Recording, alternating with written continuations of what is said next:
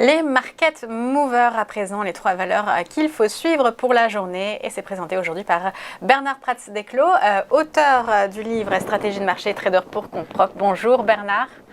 Bonjour Aude. Et on Bonjour tout le commence avec la première valeur dans le secteur aéronautique, toujours chamboulé, Airbus. Exactement, en fait, hier, on a eu un secteur de l'aéronautique qui était en forte baisse avec Airbus, avec Safran, qui était parmi les plus fortes baisses du CAC.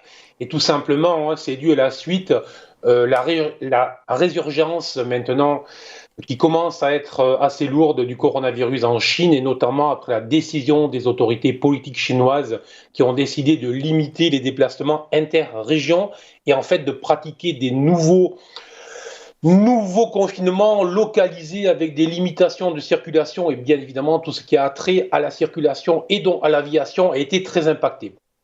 Toutes ces agitations, en plus du côté chinois, ne sont évidemment pas de bonnes nouvelles pour l'économie, pour la croissance. On l'a vu avec les derniers chiffres publiés il y a de cela donc une semaine.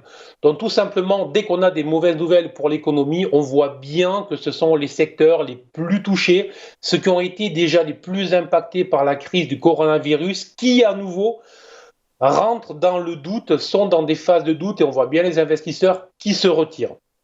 D'ailleurs, Airbus avait très clairement signifié il y a déjà plusieurs jours de cela, et je cite exactement ce qu'ils avaient dit, que pour eux, la situation en Asie était à la fois une source d'une forte inquiétude et une source de frustration, puisque évidemment, lorsqu'on ne sait pas où l'on va, lorsqu'on ne sait pas comment prévoir, ça devient très compliqué. Donc sur le plan technique, par contre, on va remarquer, on le voit très bien sur les graphiques que vous avez mis à l'écran, on est dans une situation de doute, d'hésitation.